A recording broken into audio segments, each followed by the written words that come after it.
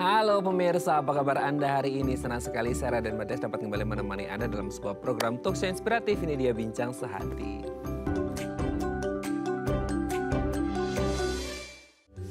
Aduh, ini diawali dengan amit-amit dulu gitu ya. Semoga nggak terjadi. Tapi kalau Anda ngelihat orang di jalan gitu ya, terus kemudian ada tabrakan, kecelakaan, terus orangnya mengalami patah tulang. Nah ini kadang-kadang dilematis. Dilematis kenapa? Kita pengen bantu gitu ya, tapi kata orang bilang, jangan dibantu dulu, jangan diangkat, nanti takutnya malah bikin bahaya orangnya. Karena kalau dia mengalami patah tulang gitu ya, waduh itu kalau diangkat takutnya salah malah bisa berujung pada kelumpuhan.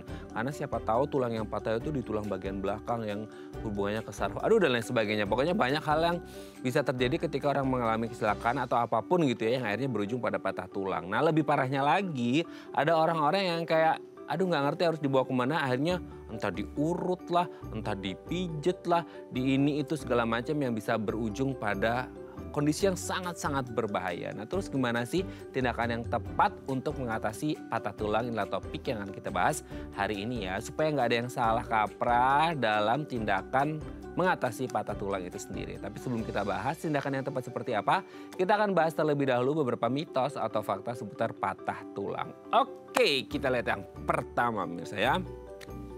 Kalau bisa digerakkan artinya itu nggak patah. Ya gini, mungkin analoginya kalau kita lagi ada barang gitu ya. Ada barang patah, let's say kayak kalau kita mandi pakai gayung gitu ya, gagang gayungnya patah. So otomatis kalau gagang gayungnya patah nggak bisa digerakin dong. Nah tapi kan ini kalau kasusnya pada misal kayak tangan atau kaki, kalau patah itu berarti nggak bisa digerakkan. Nah tapi kan gini, di dalam tulang itu kan posisinya di dalam kulit dan daging gitu ya. Nah sebenarnya ketika memang orang ini sudah belum divonis dokter ya, kalau divonis dokter udah ya pasti itu patah tulang. Tapi kalau orang kayak ngeliat kalau agak mengsol dikit ya tulangnya, entah tangan atau kaki gitu ya, karena kecelakaan dan kondisi yang lainnya, kalau bisa digerakkan artinya nggak patah gitu ya. Nah ini kan yang jadi pertanyaan banyak orang, karena kan kita nggak ngerti ya, dalam artian mata kita nggak bisa menembus kayak USG gitu ya, nggak ngerti ini. Oh ini ada apa di tangannya atau di kakinya, beneran patah atau cuman geser aja gitu ya. Nah seperti itu. Ini kan yang harus diketahui banyak orang. Karena kadang-kala orang kayak masih bisa digerakin tapi sebenarnya itu patah. Nah kita juga harus lihat kasus per kasus ya. Patahnya benar-benar yang full atau patahnya hanya sebagian aja. Nanti kita bahas ya kalau udah patah itu sebenarnya masih bisa digerakkan atau enggak. Oke kita lanjut yang kedua. Kalau patah maka akan terasa sangat sakit ya, dimana-mana yang namanya patah itu sakit ya gitu ya.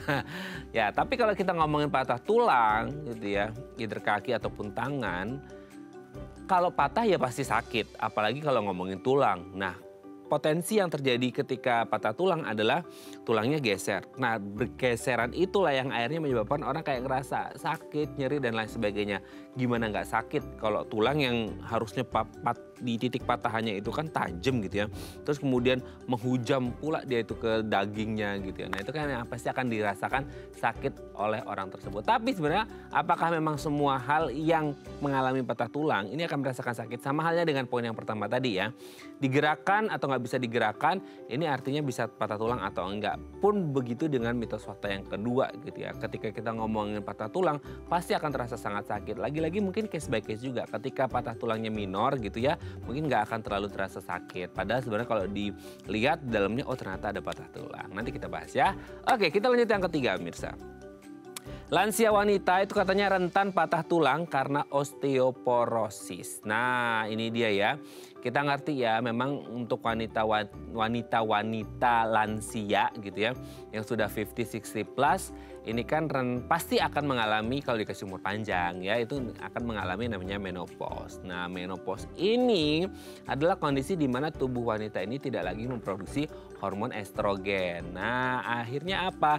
Density atau kepadatan dari tulang wanita ini juga kabarnya akan menurun, jauh lebih berisiko daripada pria kalau kita ngomongin seputar osteoporosis. Tapi apakah selalu seperti itu? Karena kalau kita ngomongin patah tulang, ini jadi risiko atau faktor risiko atau ya yang bisa dialami oleh banyak orang. Tapi ketika kita ngomongin, oh iya patah tulang kan berkaitan erat dengan kepadatan tulang dari seseorang. Nah kalau wanita dengan bertambahnya umur, estrogen tidak lagi diproduksi dan bisa mempengaruhi kepadan tulang, mereka lebih berisiko mengalami patah tulang. Betul seperti itu? Nanti kita bahas ya. Oke, kita lanjut yang keempat, pemirsa.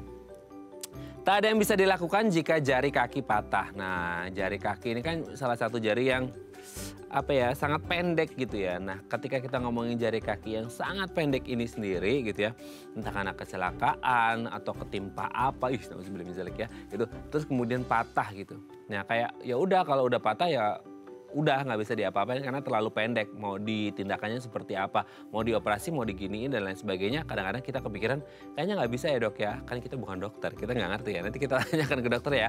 Apakah kasus ketika jari kaki patah meskipun sangat pendek ini bisa ditangani atau sebenarnya ya udah nggak bisa ditangani atau cuman kayak di gips aja? Nanti kita bahas ya. Oke, kita lanjut yang terakhir pemirsa.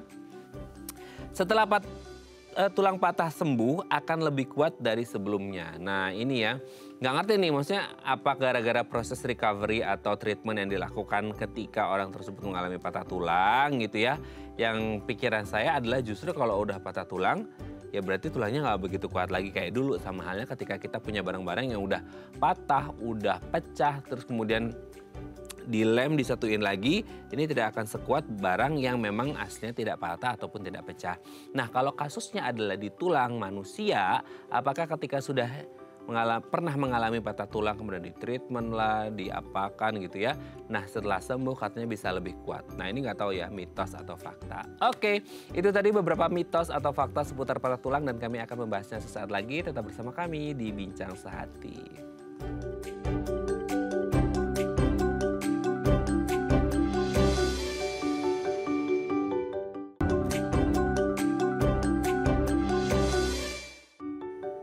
Baik, karena masih bersama kami di Bincang Sehati. Tadi di segmen sebelumnya kita sudah membahas ya, ada beberapa mitos atau fakta seputar patah tulang. Nah, untuk mengonfirmasinya ini beneran fakta atau cuma mitos aja nih gitu ya, telah hadir bersama kami di studio Bincang Sehati. Ada Dr. Imade Badi Setiawan, MBiomed, SPOTK Spine, dokter spesialis ortopedi dan traumatologi, konsultan tulang belakang dari Rumah Sakit IMC Cikarang. Selamat pagi Dr. Badi. Apa kabar dok? Baik. Baik ya, selamat datang kembali di Bincang Sehati dok. Terima kasih. Dok, hari ini seperti biasa lah kalau ngobrol sama Dokter Badi seputar pertulang-tulangan ya dok ya. Oke, tapi sebelum kita bahas tentang tindakan tepat untuk patah tulang yang sebenarnya banyak orang yang kayaknya salah kaprah ya, harusnya bisa sembuh malah jadi berabe urusannya. Nanti kita bahas di segmen selanjutnya. Kita bahas terlebih dahulu mitos fakta seputar patah tulang. Yang pertama adalah kalau bisa digerakin berarti artinya itu nggak patah. Karena banyak orang kayak, oh patah itu adalah sesuatu yang udah dok, kalau bahasa Jermannya itu kewer-kewer gitu ya. Gitu ya. Nah, kalau masih bisa digerakkan dikit-dikit, oh berarti itu nggak patah, mungkin kesleo aja. Nah, sebenarnya bener nggak sih seperti itu atau sebenarnya ada case-case tertentu yang memang patah tapi masih bisa digerakkan atau gimana? Ya, jadi memang kalau patah tidak selalu tidak bisa digerakkan. Jadi kalau misalnya patahnya emang berat, memang akan susah untuk menggerakkan anggota tubuh yang patah. Tapi kalau patahnya kita bilang retak atau simple ataupun patah yang nyerinya tidak terlalu mengganggu, bisa digerakkan anggota tubuh tersebut. Jadi sebenarnya kalaupun kita bisa menggerakkan anggota tubuh karena cedera setelah benturan segala macam, terus kita bilang sakit biasa nih, belum tentu patah atau tidak patah, ya jangan yakin dulu, bisa aja ada patahan. Oke. Berarti kan definisi ini harus mengacu pada definisi patah dulu ya dok ya. Karena kan antara patah yang benar-benar parah yang sampai tadi terkewer-kewer gitu ya bahasanya, apa sih dok bahasa medisnya saya nggak tahu gitu ya. Atau yang tadi sekadar retak gitu ya. Nah kan retak ini kan nggak tahu nih kalau dalam definisi secara medis retak itu termasuk dalam patah tulang atau enggak gitu kan. Karena kalau retak aja kan masih bisa digerakkan. Sementara kalau konteksnya patah tulang benar-benar yang kasusnya besar dan udah benar-benar totally berpisah satu tulang sama yang lain, itu kan pasti nggak akan bisa digerakkan gitu ya. Betul. Jadi kalaupun retak kita tetap bilang itu patah. Tapi patah sebagian, bukan patah komplit. Gitu. Jadi kalau misalnya patah sebagian, retaknya kecil atau sedikit, anggota tubuhnya masih bisa digerakkan gitu. Contohnya ya di tangan patah masih bisa pakai tangan gitu. Oh gitu. Ya jadi nggak akan terlalu mengganggu. Kadang nyeri-nyeri biasa dianggapnya masih aktivitas seperti biasa, sehingga dia nggak tahu kalau ternyata itu patah. karena dianggap masih bisa bergerak. Jadi sebenarnya ya bisa aja patah, cuman dia kayak meyakini dirinya, masih bisa gerak. Denial juga. Nggak patah Patah gitu. nih, nggak patah gitu. Oke. Nah ini juga sebenarnya nyambung yang ke poin kedua nih dok ya. Ketika kita ngomongin patah, bisa digerakkan atau enggak. Nah karena tadi yang dokter Badi sebutkan, masih bisa makan kok, masih bisa digerakin. Nggak ngerti sih, maksudnya dia kerasa nyeri atau enggak. Jadi kalau kita ngomongin poin kedua, tangan yang patah itu atau tulang yang patah itu pasti akan kerasa sakit, nyeri dan lain sebagainya. Nah apakah memang seperti itu atau lagi-lagi case by case, kalau minor yang kayak retak segala macam kayak tadi dokter Badi sebutkan, dia nggak akan kerasa sakit sama sekali. Meskipun kayak retak, dia nggak kerasa. Kalau yang udah gede sih pasti harusnya kerasa ya dok ya. Aneh banget kalau nggak kerasa gitu. Itu gimana? Ada nggak sih? Betul, jadi case by case kalau kita ngelihat yang hanya retak, dia nyerinya mungkin tidak hebat, sehingga dia menganggap ini tidak patah, masih bisa bergerak. Tapi kalau misalnya patahnya sampai lepas, patahnya di daerah-daerah yang dekat sendi, kemudian patahnya memang benturannya keras, pasti akan menyebabkan nyeri yang hebat. Tapi belum tentu patah yang kita bilang kayak tadi retak itu dia menyebabkan nyeri yang hebat. Bisa aja nyerinya biasa nih, kayak orang keseleo atau kena benturan benda yang nggak terlalu bikin dia memar besar, sehingga dianggapnya biasa aja, kulitnya aja biasa, mungkin juga nggak patah, ya udah dibilang nyerinya biasa, bukan patah. Gitu. Jadi patah itu nggak selalu akan menyebabkan gangguan gerak dan menyebabkan nyeri yang hebat, tergantung jenisnya. Oke, tergantung ya, case by case ya. Oke dok, kita lanjut yang ketiga. Nah ini dia, kalau ngomongin wanita plus lansia gitu ya, wanita yang lansia akan rentan mengalami patah tulang gara-gara masalah osteoporosis. Kita ngerti wanita yang menopause gitu ya, kan pasti hormon estrogennya menurun dan katanya itu bisa mengaruhi kepadatan tulangnya sendiri dan akhirnya berisiko mengalami osteoporosis. Apakah seperti itu atau kayak ya memang akan mengalami osteoporosis tapi nggak rentan patah tulang juga atau gimana dok? Benar, jadi kalau misalnya kita bilang osteoporosis itu kan tulangnya rapuh atau kropos ya. Tulang kropos itu artinya kekuatannya pasti jauh berkurang. Sehingga dalam menopang tubuh, menggunakan fungsinya, dia tidak akan senormal orang yang densitas atau tulangnya tidak kropos. Kalau begitu ya pasti akan lebih rentan terjadi yang namanya patah. Gitu ya. Contohnya di tulang belakang, karena biasanya kalau lansia, wanita menopause, osteoporosis, tiba-tiba tulang belakangnya patah karena gerakan-gerakan yang minimal. Contohnya dia tidak jatuh, dia tidak benturan, hanya duduk aja misalnya, duduk, krek bunyi, nah itu bisa patah. Duduk biasa gitu ya? Betul. Atau misalnya menopause, habis itu osteoporosis, dia kalau kita bandingkan dengan pasien yang tidak osteoporosis jatuh kepleset, biasa jatuh terduduk, orang biasa mungkin akan bangun lagi.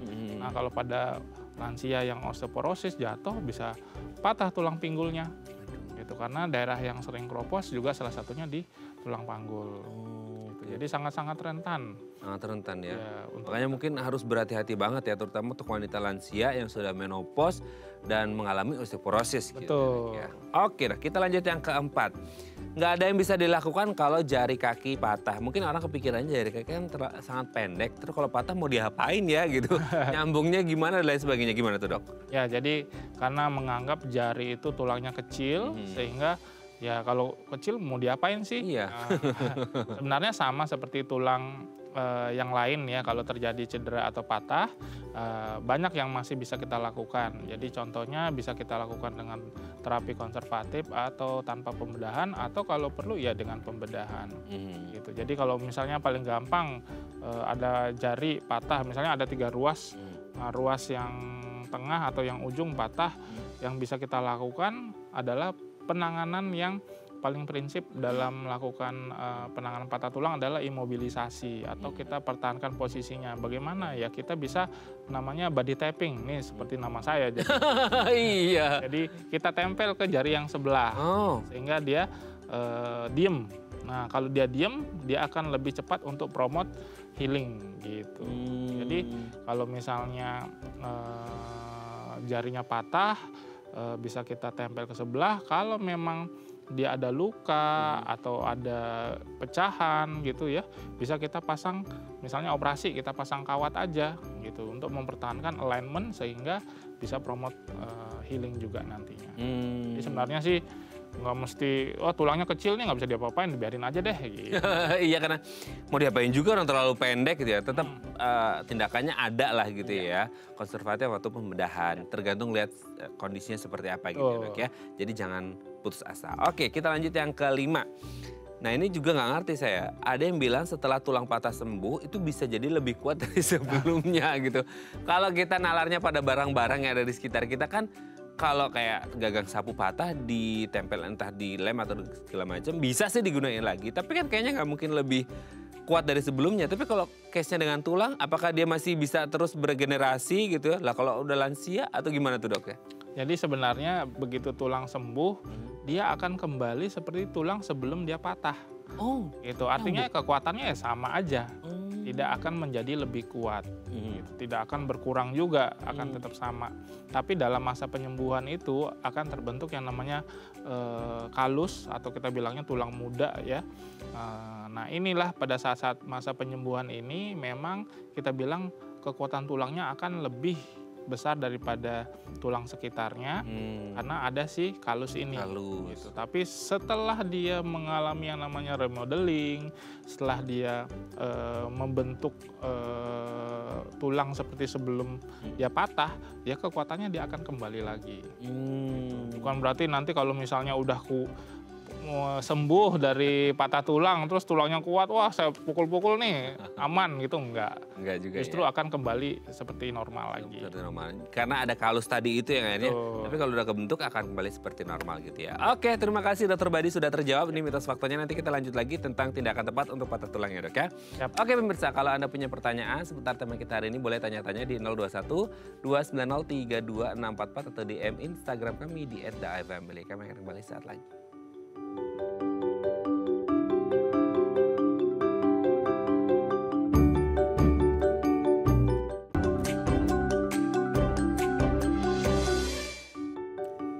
Baik, masih bersama kami di Bincang Saati. Kita masih membahas tema kita hari ini seputar bagaimana sih tindakan yang tepat untuk mengatasi patah tulang. Kalau Anda punya pertanyaan seputar tema kita hari ini, boleh tanya-tanya di 021 290 32644 atau DM Instagram kami di @theifamily. Kita masih bersama dengan Dr. Imade Badi Setiawan, MBiomed, SPOTK Spine, dokter spesialis ortopedi dan traumatologi, konsultan tulang belakang dari Rumah Sakit IMC Cikarang. Oke dok, kita lanjut lagi. Sebelum ngomongin patah tulangnya itu sendiri, yang serem-serem ya, gitu ya. Boleh dijelasin dulu nggak sih struktur tulang manusia ini apa aja gitu ya, kan katanya ada yang bilang oh wanita dan pria itu katanya berbeda. Nah ini kan erat hubungannya dengan nanti ya kalau kita ngomongin tindakan patah tulang gitu. Kalau yang patah tulangnya perempuan gimana, yang laki gimana. Nah sebelum bahas itu emang berbeda dok tulang wanita dan pria atau gimana? Jadi tulang pria dan wanita tuh memang berbeda secara umum ya. Cuman kalau kita lihat tidak selalu. Nah yang paling terlihat perbedaan pertama adalah tulang panggul. Oh iya. Nah, ya jadi kalau kita lihat kan kalau di wanita itu rata-rata punya pinggang, artinya panggulnya besar. Kenapa seperti itu? Karena memang wanita diciptakan untuk hamil dan melahirkan. Ada jalur khususnya ya? Betul, jadi itu diciptakan oleh Tuhan untuk memang proses persalinan. Jadi kalau banyak yang ngeluh kayak pinggulku gede banget sih dok. Ya. Memang cetakannya kodratnya begitu ya. Betul, karena kan kalau dia hamil pada saat persalinan normal ya bayi harus lewat sana. Betul. Nah, makanya dibikin besar, lebar sehingga nanti anak bayi bisa lewat dari sana. Kalau pria ya kecil karena tidak ada hamil kan. Betul. Itu bedanya yang pertama. Terus yang kedua, rata-rata pria memiliki massa otot yang besar. Artinya lebih kuat, keker. Nah, ini akan berpengaruh terhadap besar ataupun ketebalan dari tulang. Gitu. Jadi rata-rata tulang pria akan lebih besar dibandingkan tulang wanita gitu karena massa ototnya yang berbeda gitu. Tapi kan kita lihat sekarang ada kok wanita yang keker-keker juga ya bisa aja memang dia lebih ini ya, sama ataupun lebih besar daripada pria. Tapi kan kalau kita lihat secara umum memang pria itu massa ototnya jauh lebih banyak daripada wanita, sehingga besar tulangnya juga akan beda dibandingkan yang wanita. Ada ya wanita yang sampai keker-keker gitu, itu memang dibentuk atau memang dari lahirnya tulangnya memang gede? Dibentuk sih biasanya. Oh dibentuk ya, oke. Tapi ada yang bilang juga katanya tulang pria itu lebih berat ya dok ya? Iya, itu yang sih? saya bilang karena dia lebih tebal. Oh. Gitu, makanya dia lebih berat. Berarti lebih tidak berisiko patah tulang dong kalau cowok sebelum kita patah tulangnya? Belum tentu juga. Oh belum tentu juga, Ya, aduh. karena kan kalau kita lihat angka kejadian daripada pria dan wanita itu kejadian patah tulang ya berbeda. Justru lebih banyak pria dibandingkan wanita. Gitu. Kenapa? Karena banyak faktornya sebenarnya. Yang pertama, pria itu kan lebih aktif dibandingkan wanita. Berarti kita nggak boleh aktif-aktif banget kali ya? Nggak juga ya? Karena emang faktor pekerjaan, gitu, ya ya kan. Nah, pada saat dia lebih aktif itu resiko. Salah satu penyebab daripada patah tulang adalah cedera ataupun trauma.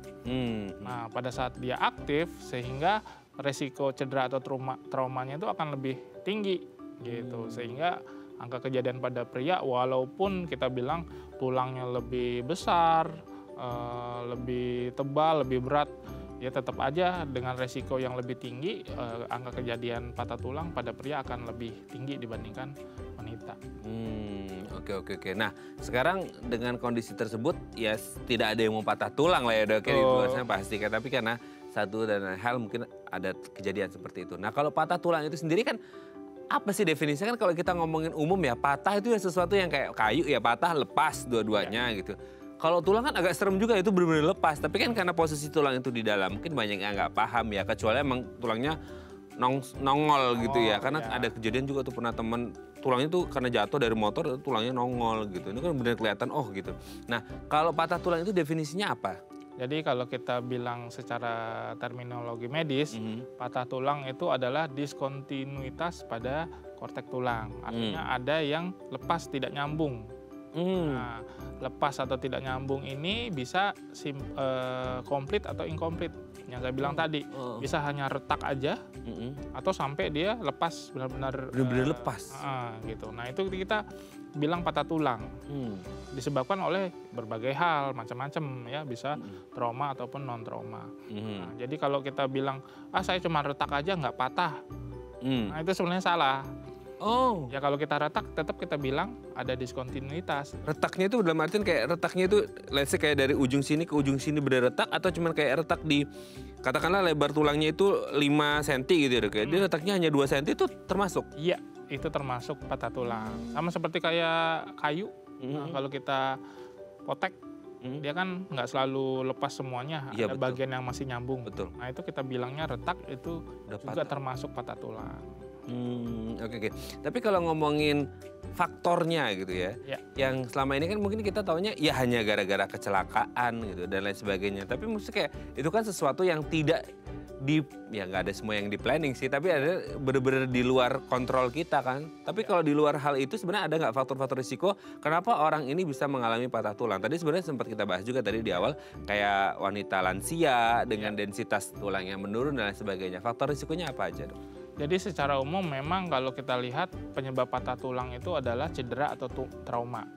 Ya, jadi ada benturan, atau ada jatuh. Yang paling sering mungkin di Indonesia adalah kecelakaan lalu lintas.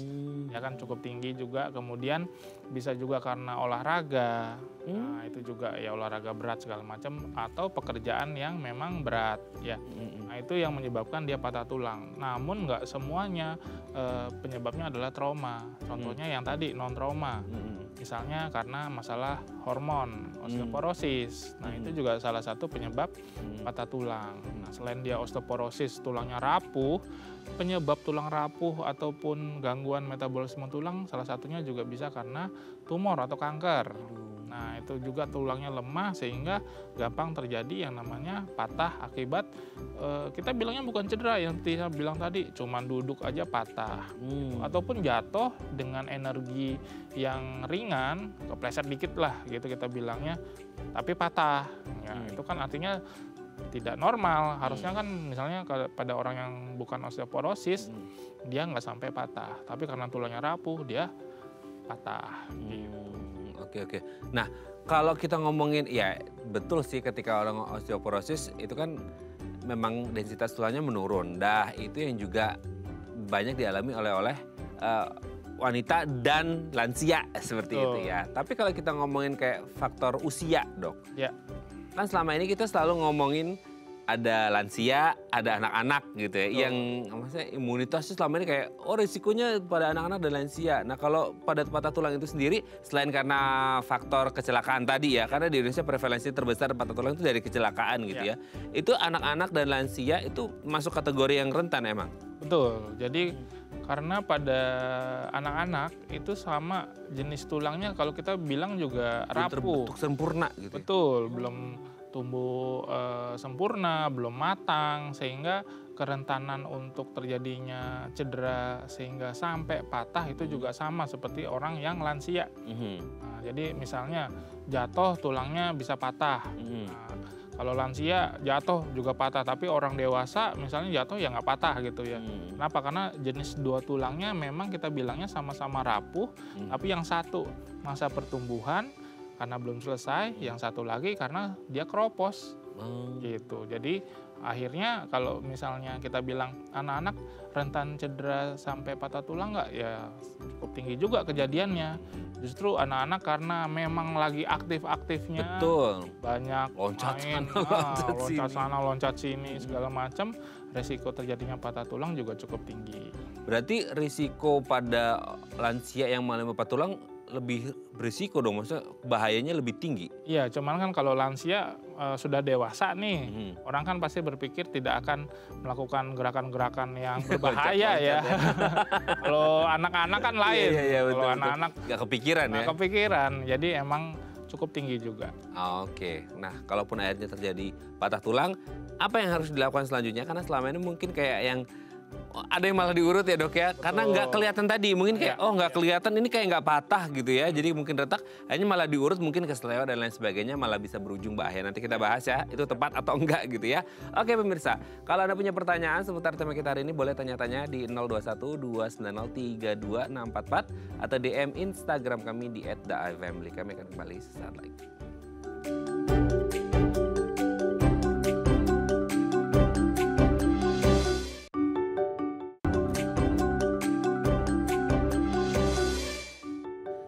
Baik, Anda masih bersama kami di Bincang Sehati. Kita masih membahas tindakan yang tepat untuk patah tulang. Kalau Anda punya pertanyaan seputar tema kita hari ini, boleh tanya-tanya di 021-290-3244 atau DM Instagram kami di @theifamily. Kita masih bersama dengan Dr. Imade Badi Setiawan, MBiomed, SPOTK Spine, dokter spesialis ortopedi dan traumatologi, konsultan tulang belakang dari Rumah Sakit IMC Cikarang. Oke Dok, kita lanjut lagi. Patah tulang. Kalau ngomongin patah tulang itu kondisinya seperti apa gitu? Maksudnya kayak kondisi yang tulangnya aja yang sampai lepas gitu ya, atau kayak di dalam karena mungkin kita nggak ngeliat ya. Kalau tulang mungkin bisa kita lihat sih kalau di USG apa gitu ya, MRI.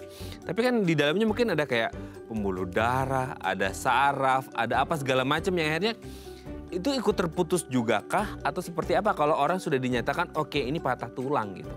Jadi kalau kita melihat patah tulang ya secara umum dulu sebelum kita menentukan ini tindakan yang tepat apa, jadi kita bisa cek secara klinisnya. Memang kalau kita lihat di jaringan sekitar tulang itu pasti ada jaringan soft tissue, apapun itu, bisa contohnya tadi pembuluh darah, saraf, otot, urat, tendon, segala macam, ligamen. Nah, pada kerusakan-kerusakan jaringan tulang belum tentu ada disertai dengan kerusakan jaringan soft tissue lainnya. Gitu. Tapi kalau memang energi atau gaya yang terjadi pada saat benturan atau patah tulang cukup besar, ya bisa sangat mungkin kerusakan itu juga disertai patah tulang disertai dengan kerusakan jaringan pembuluh darah, saraf, otot, segala macam. Artinya mereka robek, gitu ya. Tapi kalau kita lihat patah tulang itu misalnya terjadi patah yang simple, artinya nggak sampai dia lepas atau hanya tek gitu sedikit aja, mungkin kerusakan jaringan sekitar juga nggak terlalu besar. Sehingga kalau kita mau menilai apakah ini patah tulangnya cukup berbahaya apa enggak, ya mungkin belum sampai emergensi. Ya, tapi kalau misalnya patah tulang yang sifatnya terbuka, contohnya patah terus yang tadi Mas Raden bilang keluar tulangnya, nah, itu kan beresiko infeksi. Kalau dia beresiko infeksi cukup emergensi, jadi kita harus segera tangani, jangan sampai ditunda-tunda, dibiarkan lama-lama. Apalagi tadi seperti Mas Raden bilang, dibawa ke tukang urut. Tukang urutnya itu dok. Itu kayak kan ada ya, mungkin ada kondisi yang, nah itu tadi sempat kita bahas ya, karena kita kan orang awam ya, nggak ngerti. Jadi kayak, lu dok, kalau patah itu kan nalarnya kita adalah dia antara lewer-lewer gitu ya. Atau benar-benar kayak nonjol kelihatan yang tadi keluar. Oke, itu udah kalau orang awam juga pasti sudah bisa melihat, oh ini patah nih, karena udah kelihatan banget dengan mata kepala kita. Tapi kalau untuk yang minor case seperti retak segala macam, meskipun itu udah masuk kategori definisi patah tulang, tapi kan orang, apalagi kalau pain-nya udah, dan orang ini pain tolerance-nya juga tinggi banget, jadi kayak nggak kerasa apa-apa gitu. Akhirnya ya udahlah diurut aja gitu. Itu apa yang terjadi ketika itu diurut? Karena di luar konteks soft tissue-nya juga ya, itu bakal pengaruh juga nggak sih dok sebenarnya? Nah, jadi saya sedikit juga mau cerita, kita kalau patah tulang secara medis juga kita mengenal tanda tidak pasti dan tanda pasti patah tulang. Nah, kalau misalnya kayak Mas Raden bilang kelewer-kelewer, nah itu kita bilangin tanda pasti ya, atau false movement. Nah, itu kemungkinan besar sudah pasti patah tulang.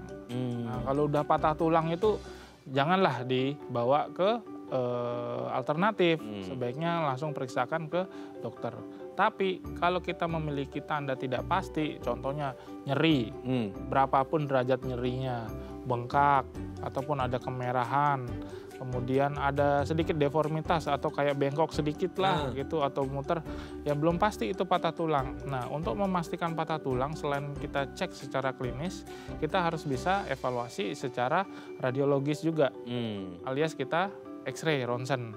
Nah, setelah kita tahu, kan nggak mungkin ronsen ada di alternatif kan, misalnya kita bawa ke tukang urut. Nah, tapi cuman kadang-kadang Mas Raden, tukang urut itu nyuruh ronsen dulu pasiennya. Oh, berarti gitu. Pasiennya yang ngeyel ya berarti? Ada ya?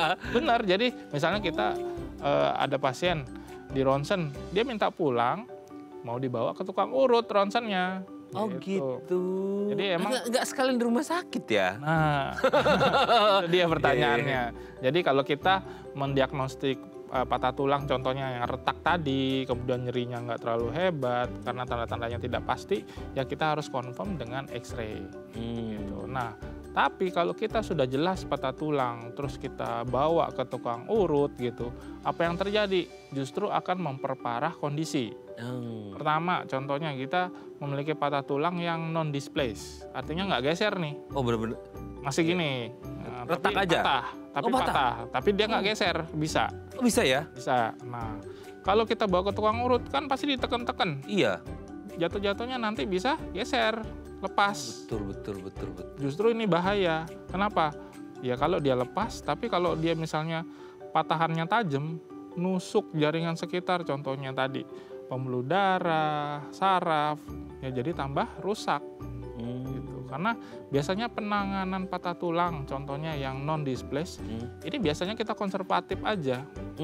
Artinya kita hanya pasang gip gitu misalnya ya, imobilisasi aja, nggak perlu sampai dioperasi.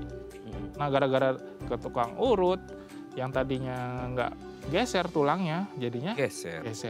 Nah, kalau udah geser gini susah, kita mau konservatif, jatuh-jatuhnya operasi gitu. Jadi makanya kenapa kalau kita bawa ke tukang urut justru akan memperparah kondisi. Selain itu ya kerusakan jaringan sekitar jadi tambah berat.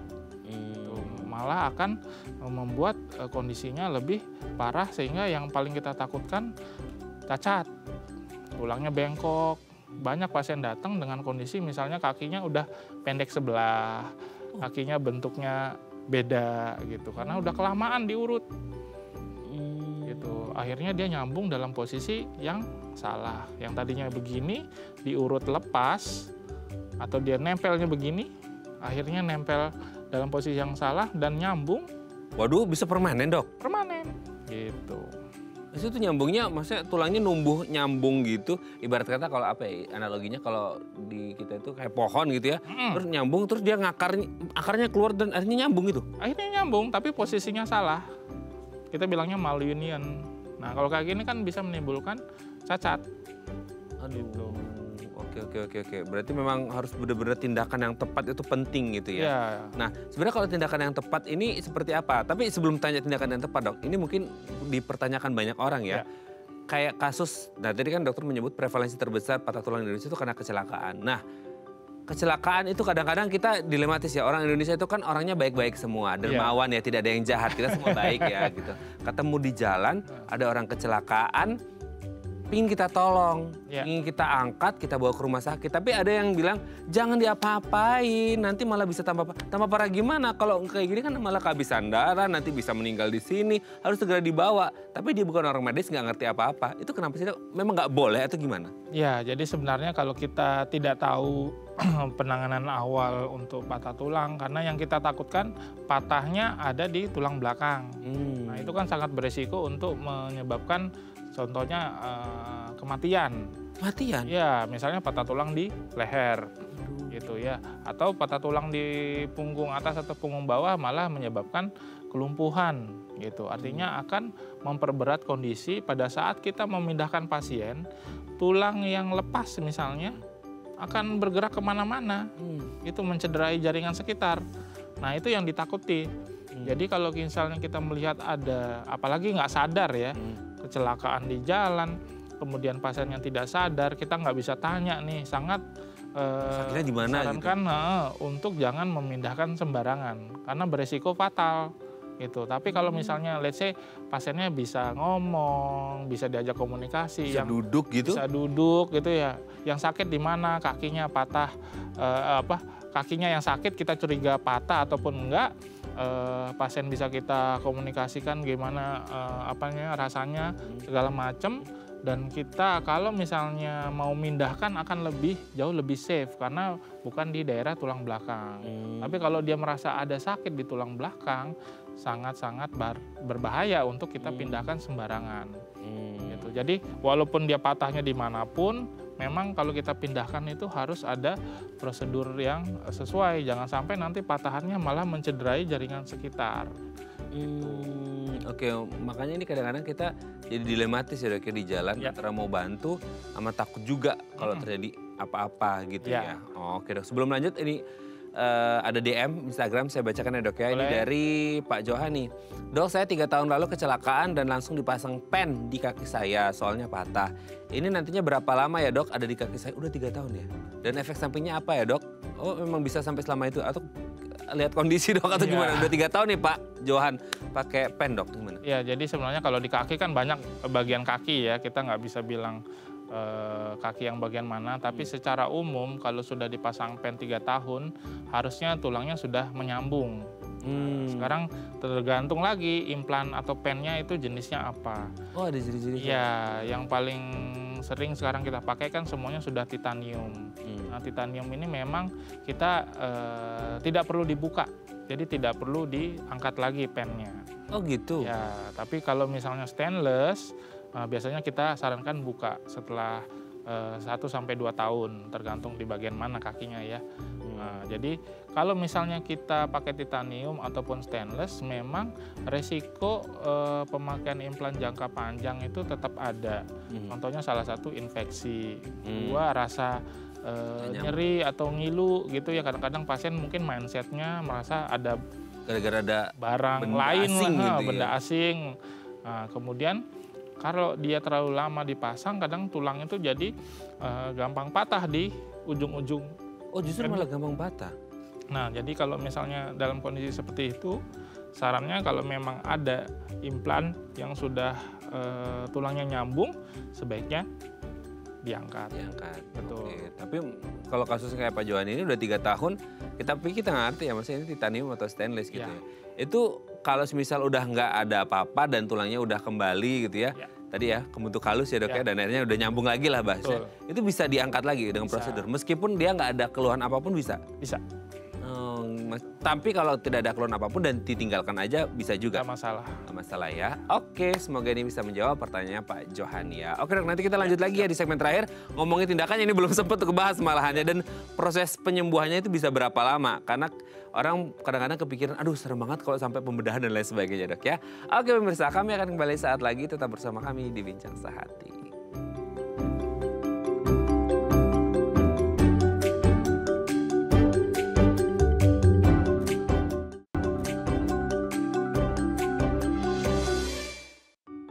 Baik, Anda masih bersama kami di Bincang Sehati. Kita masih membahas tema kita hari ini seputar tindakan tepat untuk patah tulang. Masih bersama dengan Dr. Imade Badi Setiawan, MBiomed SPOTK Spine, dokter spesialis ortopedi dan traumatologi, konsultan tulang belakang dari Rumah Sakit IMC Cikarang. Oke dok, kita lanjut lagi. Nah sekarang tindakannya nih, baru sempat kebahas tindakannya. Antara dua kan tadi konservatif dan pembedahan, itu gimana dok? Jadi secara umum memang kita bagi dua, non bedah sama bedah ya. Pada kasus-kasus yang simpel, pada kasus-kasus yang memang bisa kita reduksi tertutup, ya kita lakukan tindakan non bedah atau konservatif. Ya, mulai dari satu kita imobilisasi biasa, kita pasang brace atau kita pasang gip, nah itu bisa kita lakukan. Kemudian kalau misalnya kita perlu pembedahan, biasanya pasien-pasien pada patah tulang yang tidak kita bisa lakukan reduksi secara tertutup. Artinya kita perlu black nih untuk kita reduksi terbuka sehingga tulang yang tadinya geser bisa kita kembalikan. Kita kan nggak mungkin bikin tulangnya sembuh kalau tulangnya tidak dalam posisi yang benar. Misalnya tulangnya bengkok begini atau dia lepas begini. Itu kan nggak mungkin kita biarkan. Kita harus kembalikan posisi tulangnya. Setelah kita kembalikan posisi tulangnya, baru kita retain, artinya kita pertahankan posisinya sampai dia nyambung. Gitu. Jadi kalau misalnya dia belum dalam posisi yang benar, terus kita pertahankan, ya pasti akan terjadi malunion tadi, artinya posisi nyambung tapi salah. Nah setelah kita retaining atau kita pertahankan posisinya, entah dengan apapun itu, contohnya tadi kayak gips, brace ya. Kalau misalnya yang dari dalam, kita bisa pakai pen tadi. Nah, jenis-jenis pen kan banyak sebenarnya ya, tergantung daerah patah tulang, seberapa banyak patahnya, berapa anggota gerak yang patah. Nah itu kita harus lihat per case ya. Jadi nggak semuanya sama. Itu kita bisa pakaiin pen. Nah, setelah kita pakaiin pen, baru bukan masalah selesai. Nah kalau kita misalnya kita pasang pen di paha gitu misalnya, ini gimana pahanya biar nggak jadi masalah di sendi di atas ataupun di bawahnya. Ya kita harus latih juga. Jangan malah kita udah pasang pen kita biarin. Ada latihan khusus? Rehabilitasi, betul. Kalau kita nggak latih, dia kaku, walaupun dia nyambung nanti kakinya nggak bisa digerakin.